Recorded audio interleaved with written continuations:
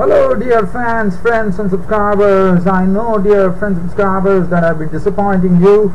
As I said, I'm on my holidays right now, so really getting time. As you know, holiday one likes to really enjoy. Yes, I'm definitely enjoying, but also I have a lot of work to do here, and I know that I've not been able to connect for quite a long time. I do apologize very sincerely here, and well, I'm sure you dear followers are definitely looking at my Twitter, because that is something which allows me to do it. But as far as making my show is concerned, I definitely have to make arrangements to do. So today, fortunately, I found time. So what I'm going to do today is I'm going to do a real skimmer. Now the skimmer would be first talking about, you can look at that as a sort of a weekly roundup of cricket events that happened, and I'm just going to cover it in a sort of a snippet. So first I'm going to talk about how the Zimbabweans made history in the first test match, winning a test match after a gap of 17 years. An away test match after a gap of 17 years is a third away win for Zimbabwe, and Bangladesh's struggle as far as tests are concerned was continuing very sadly. And that too, Zimbabwe coming and humbling Bangladesh in the first test. That in itself is great credit to them, but Bangladesh definitely have to pull up a gear when they actually meet them on the second test on 11th of November. And I'm sure they're going to do that. So congratulations to Zimbabwe. So that is one thing that I'm going to look at, and as to what happened in the test match, is just going to go through some nice features and points of that particular test match. And the next thing is that yesterday, as you know, India is traditionally, it's into its Diwali festivities, and as I said, I am here on a holiday. So basically, it was a real festive occasion for India, as India actually closed the T20 series against West Indies with Rohit Sharma, the Indian captain, providing great fireworks as he slammed his 4th T20 century, which was a great record, because previously the record was held by Colin Munro of New Zealand and Rohit Sharma jointly to have got 3 T20 centuries, and now Rohit Sharma has broken that record, and now he holds the proud record in T20 matches of being the first person to have 4 T20 centuries. And as I said, it was really Diwali fireworks here at the new picturesque and a very wonderful world-class ground in Lucknow, and the Lucknow crowd had their money's worth for sure. And there was a huge crowd, being a public holiday on that day, so definitely we had lots of entertainment there, as India got to win by 71 runs, and they took a 2-0 winning lead in the 3-match series, with the final one coming up on Sunday. So I'll be talking about that. Pakistan are preparing to start their ODI series against New Zealand, the first one which is coming up today. Possible I'll do a preview of that as well. And other than that, England are taking on Sri Lanka. As you know, England made 342. They were all down for 342. Rangana Herath is on his in his first test. He was someone. This match was of great significance to the Sri Lankan veteran left-arm spinner Rangana Herath. He's playing his swan song test match of his career, and he really made it count. In fact, he had to get 100 wickets at Galle, being the next person after Muttiah Muralidharan to do so, and Rangana Herath did it. He got the very prized wicket of Joe Root, who danced down the wicket to Rangana Herath, but Rangana Herath totally yorked him, and it was what a wicket to get as his 100th wicket at the Galle cricket ground, which has been a happy hunting ground for this wonderful veteran left-arm spinner Rangana Herath, who would not be seen in action after this test match. So that is something. And for England, the recovery was staged by Ben Foakes, the debutant. There were 2 debutants yesterday. Roddy Burns disappointed by not for 12, but the other debutant, Ben Foakes, who came in the place of David Barstow, really made it count here. And what a knock. I mean, coming to Sri Lanka, having the first taste of international cricket and going and hitting his maiden century. He showed tons of patience, tons of control, tons of match temperament as he really grinded the Sri Lankan bowling. He pace and spin alike. He was driving superbly, and he knew which ball to leave outside the off stump and which balls to really score off. Making use of every available loose ball which was served to him as he went on in his very good way. And today he reached his maiden century, and really kudos to Ben Foakes, who has really put a sort of a conundrum for the English cricket selection committee for the second test, because he is someone who I feel belongs to the future. And to come to Sri Lanka and make a century against Sri Lanka on Sri Lankan wickets, and that too against the Sri Lankan spinners who have been ruling the roost against South Africa and Australia, have come there and really gone empty-handed, these two teams. Here comes England, and as I very rightly said, England is one team that I think they are very well prepared to take on Sri Lanka, and Ben Foakes really did a wonderful job to get a maiden ton under his belt, and I'm sure this is the beginning of a great future for this young batsman Ben Foakes, who has been really knocking on the doors of international cricket after his very consistent performances in the English domestic county season. So that is something we are going to look at, and other than that we'll have a look at some cricket news if at all time permits. Yes, but I have to definitely start off this cricket show with some breaking news, and I can tell you it's sensational news coming in from New Zealand. And the reason I say it's sensational is that there's a wonderful record. We are talking about List A cricket, the domestic season going on there in New Zealand.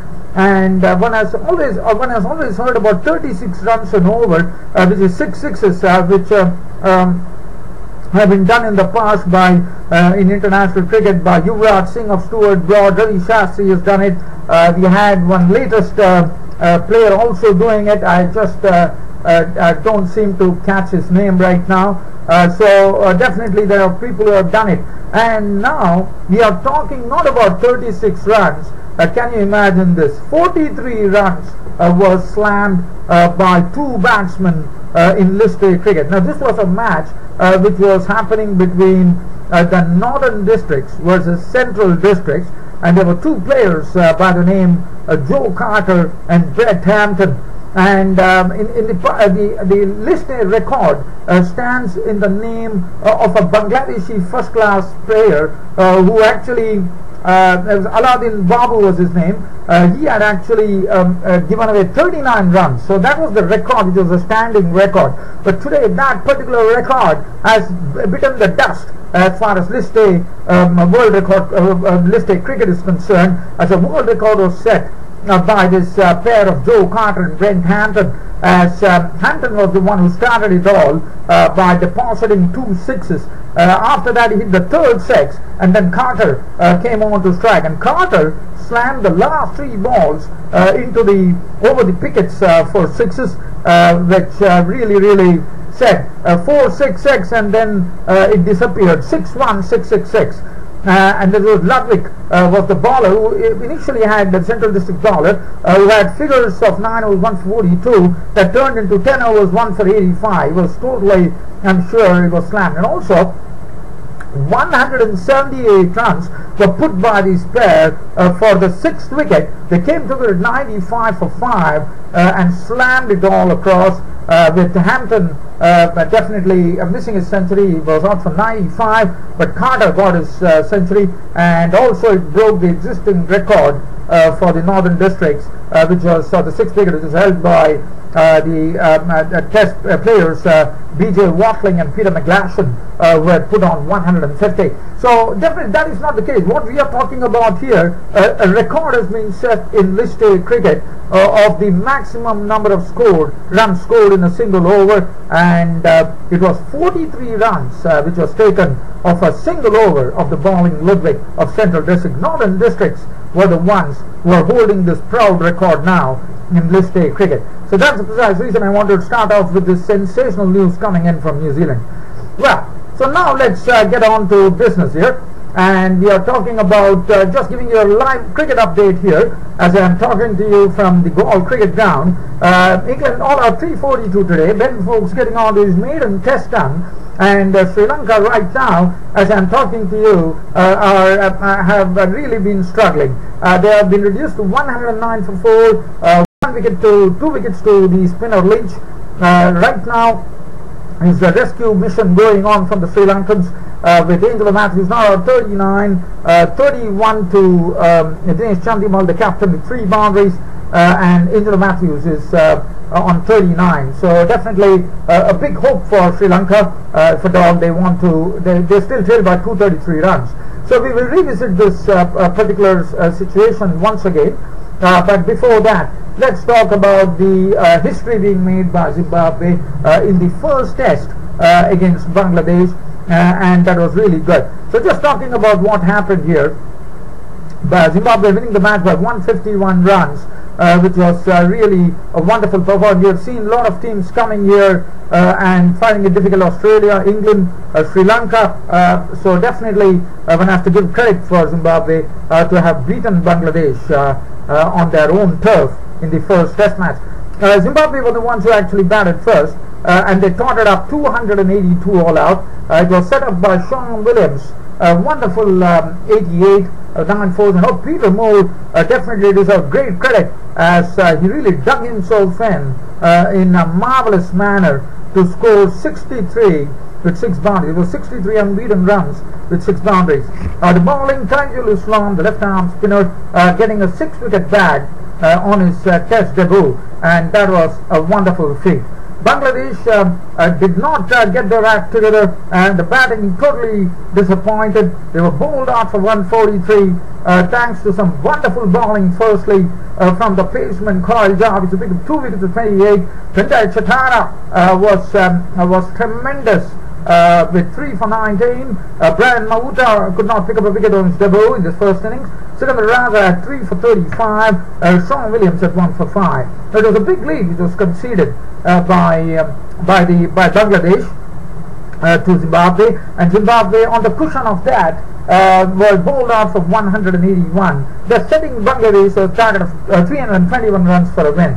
Masakadza was the highest scorer with 48 with 7 boundaries. Other than that, they had chip in scores from Brendan Taylor 24, Williams 20, Sikandar Raza 25, and they had 17 from Wellington Muscat, and Shakabva did a good job of scoring 20 runs.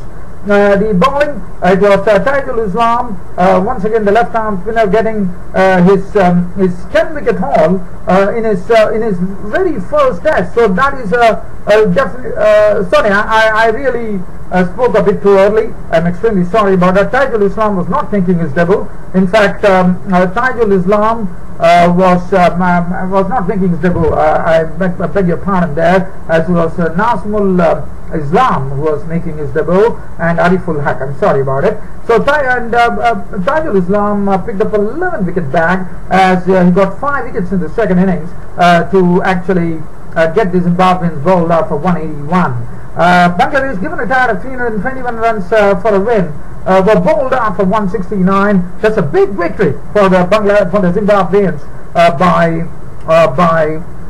151 runs. And let us say the Bangladesh, the Zimbabwean bowlers made good use of the pitch. In fact, they extracted a better life out of the pitch than the Bangladeshi bowlers, which was very good to see. And they were aided by the efforts of Jarvis and Sikandar Raza. Sikandar Raza was the one who picked up 3 wickets for 41 runs.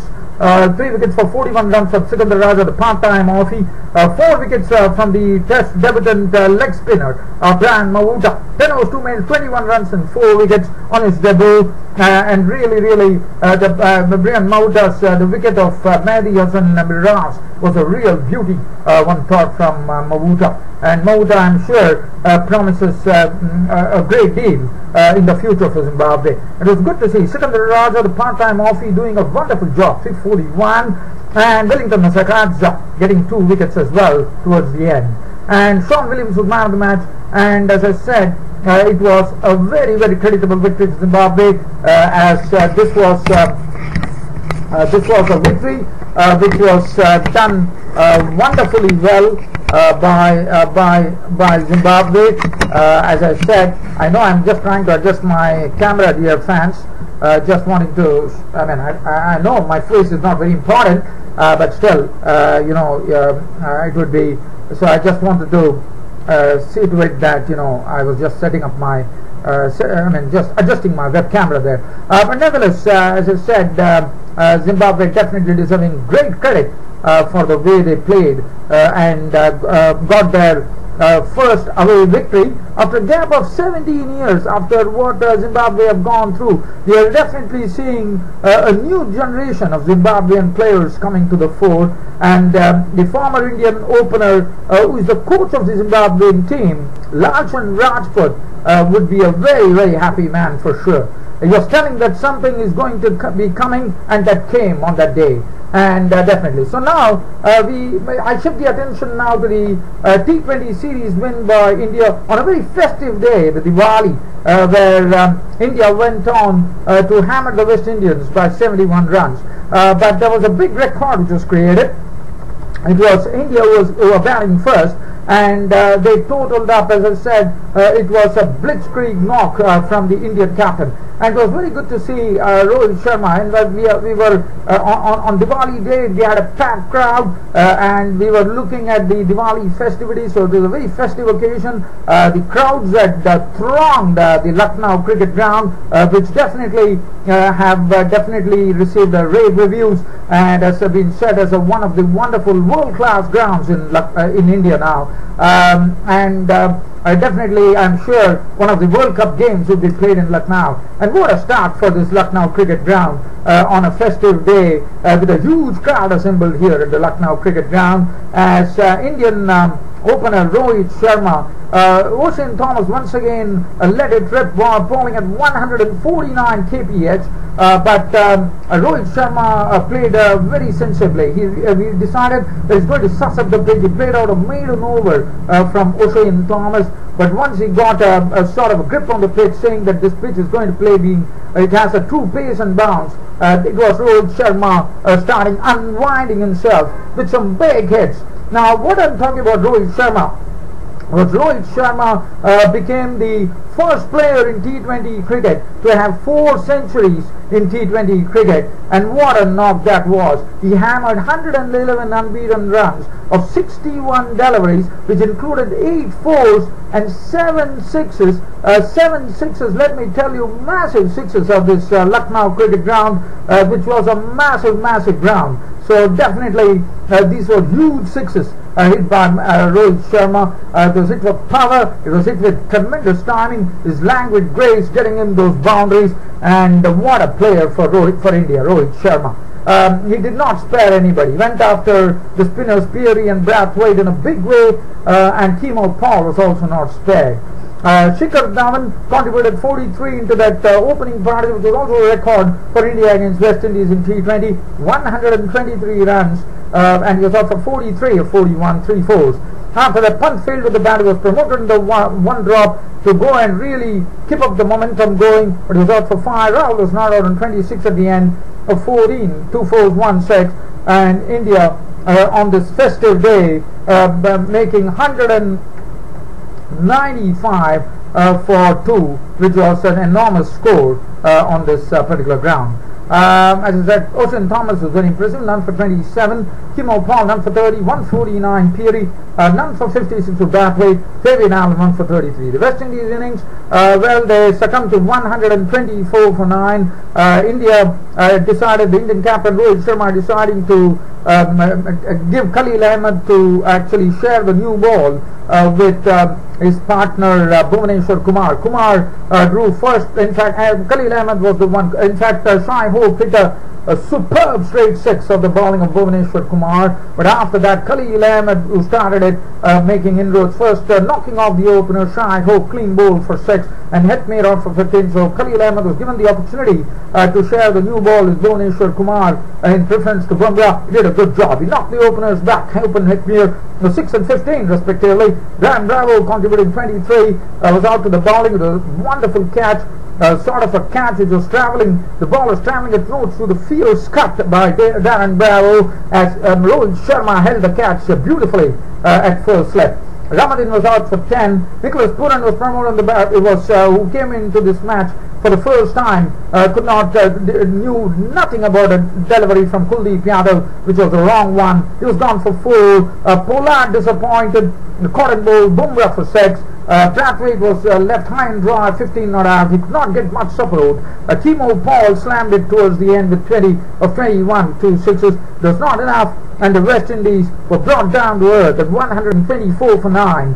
The bowling, if you look at the bowling there, it was a wonderful bowling effort from the Indians. Kumar 2 for 12, Khalil Ahmed was impressive, 2 for 30, Bumrah 4 was 2 for 20, Krunal Pandya was the only wicketless bowler, 1 for 23, Kuldeep Yadav 2 for 32, Rohit Sharma, as I said, for his 4th T20 century, was named man of the match. So, well, dear fans and subscribers, as I said, that has been unfortunate. It has been very tough for me to come and do this daily cricket show. If at all you want to watch me, I would say the best bet would be the Twitter. Go into my Twitter page and look at all my cricket tweets, which I do regularly. But let me tell you, as and when I find time, I'll just pop in like how I popped in today. So keep yourselves tuned. You never know, I might just come in and do my cricket show. So this was just making up for the lost cricket there, so I did my best here to bring up this. As I said, just watch out for this, the list A cricket. I'm going to leave you out by saying a new world record has been set in list A cricket in New Zealand, where 43 runs has been scored in one single over. The Northern District batsman Hampton and Carter making it against the Central District's Ludwig, the bowler. Well, dear fans and subscribers, it's about time for me to wind up this daily cricket show by really telling you goodbye, but not promising you. But as I said, please keep yourself tuned. I may pop in any time. That's it for the day, and this is your host Ram signing off. Thank you.